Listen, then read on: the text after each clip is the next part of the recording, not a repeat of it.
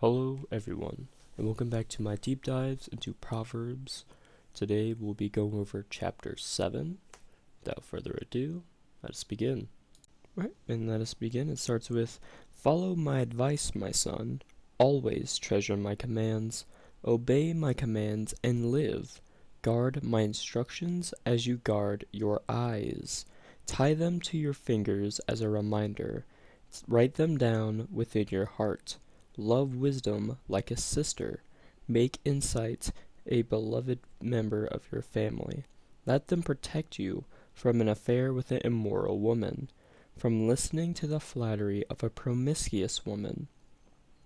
While I was at the window of my house, looking through the curtain, I saw some naive men, and one in particular lacked common sense. He was crossing the street near the house of an immoral woman. Strolling down the path by her house, it was at twilight in the evening. As deep darkness fell, the woman approached him, seductively dressed and sly of heart. She was the brash, rebellious type, never content to stay at home. She is often in the streets and the markets, soliciting at every corner. She threw her arms around him and kissed him. With a brazen look she said, "I've made my peace offerings and fulfilled my vows. You're the one I was looking for. I come out to find you, and here you are. My bed is spread with beautiful blankets, with colored sheets of Egyptian linen. I perfumed my bed with myrrh, aloes, and cinnamon.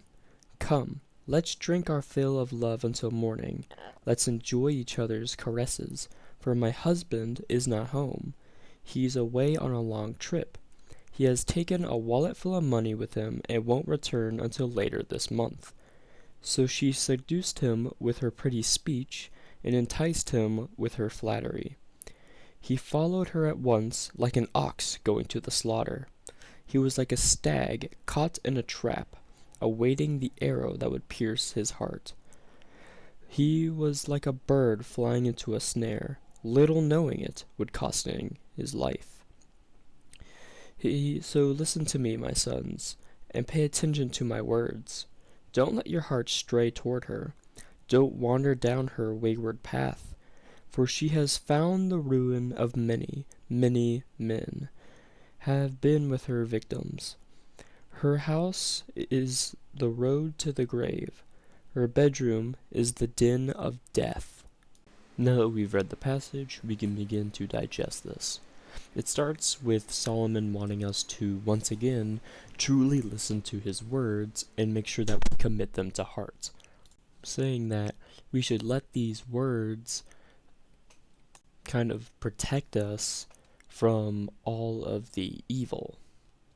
And it mentions some, like the immoral woman, the promiscuous woman, and Solomon actually gives his own account here, saying that he actually saw a young boy getting seduced because he didn't heed the words of the previous chapters, and was actually, during twilight hours, was strolling down a immoral woman's house. And it gives a description of that woman, saying that, she was very seductively dressed, kind of implying that she gets around a lot by saying things like she's often in the streets and the markets, soliciting at every corner. She's very, she never likes to stay at home. And then it says she literally throws herself at him and starts kissing him, and she starts saying these very sweet words.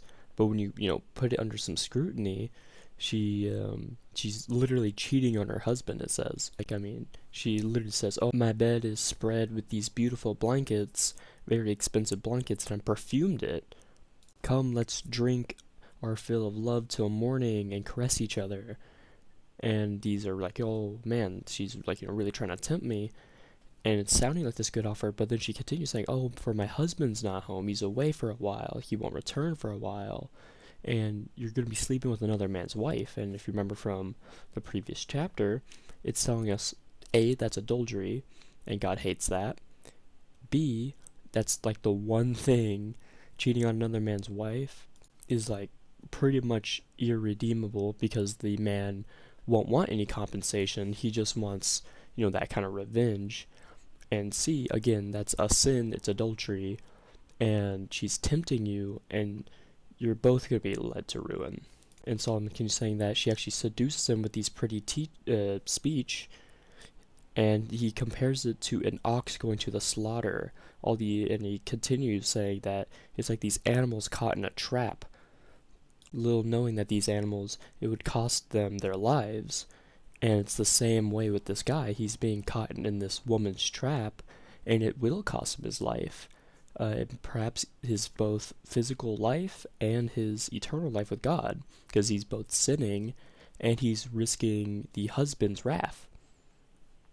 And so Solomon warns us, saying, listen to me, pay attention here, don't let that happen.